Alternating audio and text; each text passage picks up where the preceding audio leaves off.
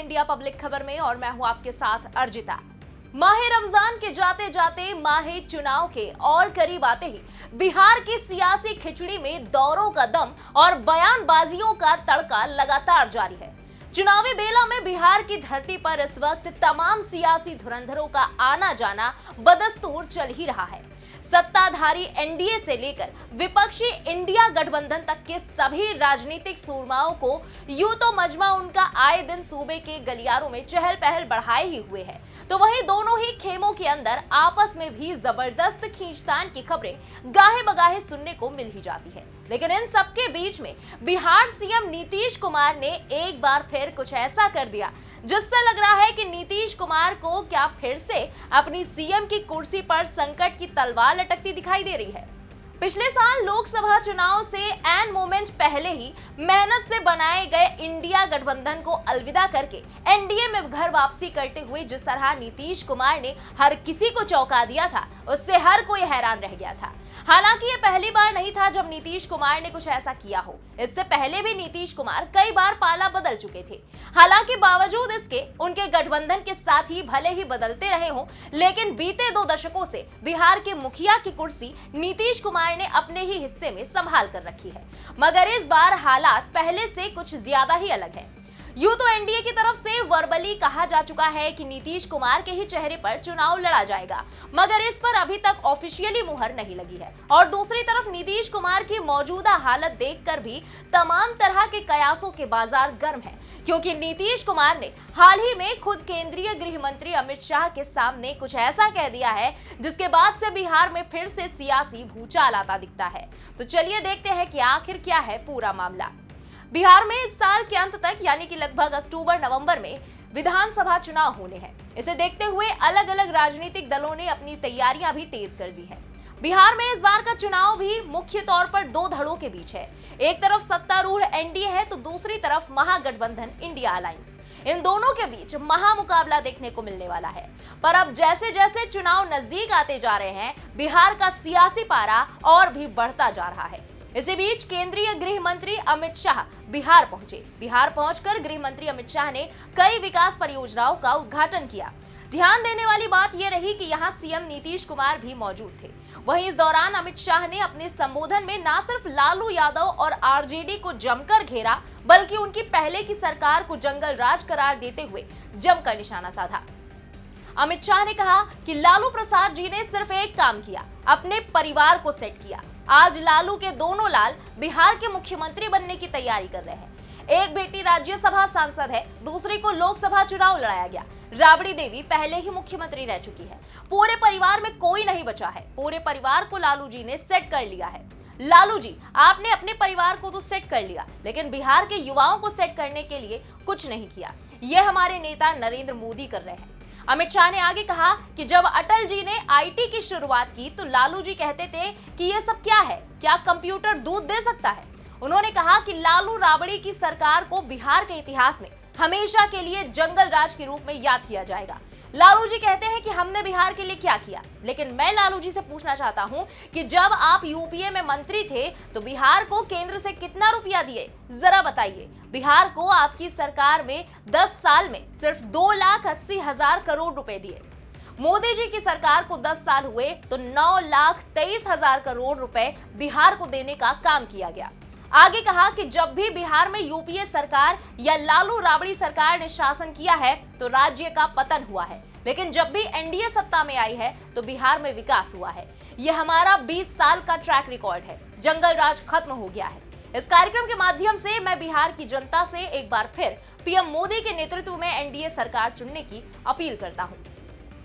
तो वहीं इसी दौरान बिहार सीएम नीतीश कुमार ने भी कार्यक्रम को संबोधित किया और एक बार फिर अपनी लॉयल्टी साबित करने की कोशिश करते हुए दिखाई दिए, जब उन्होंने एक बार फिर से इधर उधर ना जाकर एनडीए के ही साथ बने रहने की बात दोहराई।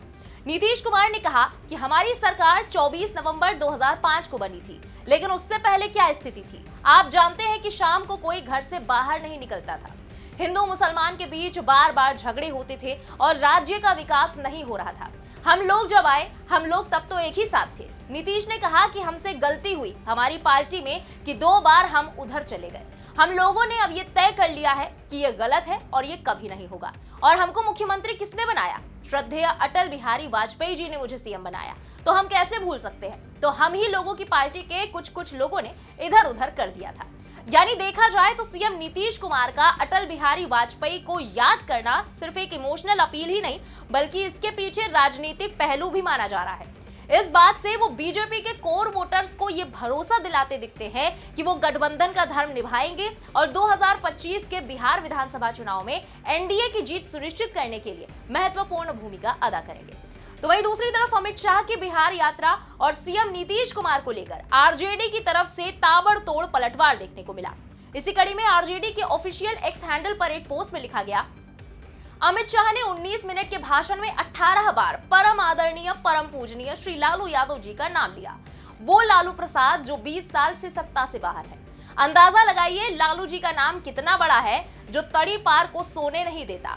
लालू यादवाय नमः का सुमिरन कर ये बेड़ा पार करना चाहते हैं। जय समाजवाद, जय लालू। तो वहीं आरजेडी सांसद मीसा भारती ने कहा कि जब लालू यादव रेल मंत्री थे तो अगर किसी ने बिहार को कारखाने दिए हैं तो वो लालू यादव है। उन्होंने यहाँ 3 कारखाने लगाए। लालू यादव और राबड़ी देवी की सरकार ने बिहार को 6 विश्वविद्यालय दिए, 7वीं यूनिवर्सिटी कोई नहीं है। इसके अलावा आरजेडी सांसद मनोज झा ने कहा कि अब नीतीश कुमार के लिए चिंता की बात है, लोग उन पर भरोसा नहीं कर रहे हैं। यहाँ तक कि उनके बगल में खड़े केंद्रीय गृह मंत्री अमित शाह भी उन पर भरोसा नहीं कर रहे। अमित शाह को बिहार जाने के बाद न जाने क्या हो जाता है कि वो आदतन असत्य का बहुत सहारा लेते हैं। कोई बात किस परिप्रेक्ष्य में कही जानी चाहिए इसकी कोई जानकारी नहीं है। आप आंकड़े टेबल पर रख दीजिए, उनकी स्क्रिप्ट जो लिखता है उसमें बड़ी तथ्यात्मक गलतियां होती हैं। तेजस्वी जी ने लकीर थोड़ी लंबी खींच दी है, इसके इर्द गिर्द आइए ना। वहीं बीजेपी अमित शाह की इस यात्रा को काफी अहम और सफल मान रही है। बीजेपी नेता शाहनवाज हुसैन ने इस पर बात करते हुए कहा कि बिहार यात्रा बहुत सफल रही। उन्होंने बिहार को कई उपहार दिए। उन्होंने लालू यादव के गढ़ में दहाड़ लगाई और लोगों को बताया कि कैसे वो यानी कि लालू भाई भतीजावाद की राजनीति करते हैं, और ये भी बताया कि आगामी चुनावों में एनडीए जीतेगी और बिहार के लोगों की सेवा करेगी। उन्होंने बिहार को बाढ़ मुक्त बनाने का संकल्प लिया और केवल हम ही ये कर सकते हैं। यहाँ आपको बता दें कि इसके बाद बिहार विधानसभा चुनाव को लेकर बीजेपी के अगुवाई वाली एनडीए के घटक दलों की एक अहम बैठक भी हुई। केंद्रीय गृह मंत्री अमित शाह भी इस बैठक में शामिल हुए। एनडीए के घटक दलों में यह सहमति बनी है कि नीतीश कुमार की लीडरशिप में ही ये चुनाव लड़ा जाएगा। ज्यादा से ज्यादा सीटें कैसे जीते, इस पर भी मीटिंग में चर्चा हुई। इस बैठक में जीतन राम मांझी, चिराग पासवान, उपेंद्र कुशवाहा, ललन सिंह समेत एनडीए के कई बड़े नेता मौजूद थे। साथ ही बिहार में इसी साल चुनाव होने हैं, ऐसे में अमित शाह के चुनाव को लेकर बैठक में जो चर्चा की गई, जोर शोर से चुनाव की तैयारियों में जुटने के लिए निर्देशित भी किया गया। इसी कड़ी में बिहार सरकार में मंत्री संतोष कुमार सुमन ने इस बारे में जानकारी देते हुए कहा कि सीएम नीतीश कुमार सरकार का चेहरा है और एनडीए के शीर्ष नेताओं ने भी कहा है कि हम उनके नेतृत्व में चुनाव लड़ेंगे।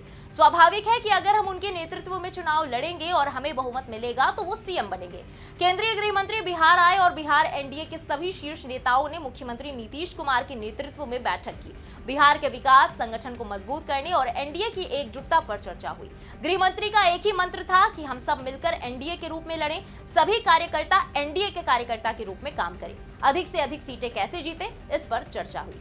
हालांकि बिहार में अमित शाह की रणनीति कितनी कारगर होती है, ये तो चुनाव के रिजल्ट आने के बाद ही पता चलेगा। वैसे अमित शाह के बिहार में डेरा डालने की घोषणा से ये संकेत जरूर मिलता है कि वो इस बार बीजेपी की लीडरशिप वाली सरकार बनाने का संकल्प ले चुके हैं। लेकिन दूसरी तरफ नीतीश कुमार का एक बार फिर ये रिपीट करना कि अब वो इधर उधर दोबारा नहीं जाएंगे और एनडीए में ही रहेंगे, ये सवाल खड़े करता है कि नीतीश कुमार को आखिर ये सफाई बार बार क्यों देनी पड़ती है। क्योंकि हो सकता है कि जिस तरह विपक्ष लंबे वक्त से ये आरोप लगाता आ रहा है कि चुनाव के बाद बीजेपी नीतीश कुमार को रिप्लेस कर सकती है, तो उससे कहीं नीतीश कुमार इनसिक्योर तो नहीं फील कर रहे। इस पर आपका क्या कहना है, कमेंट में लिखकर जरूर बताएं। बने रहे इंडिया पब्लिक खबर के साथ। हमारे यूट्यूब चैनल को सब्सक्राइब करें, बेल आइकन दबाना बिल्कुल ना भूलें।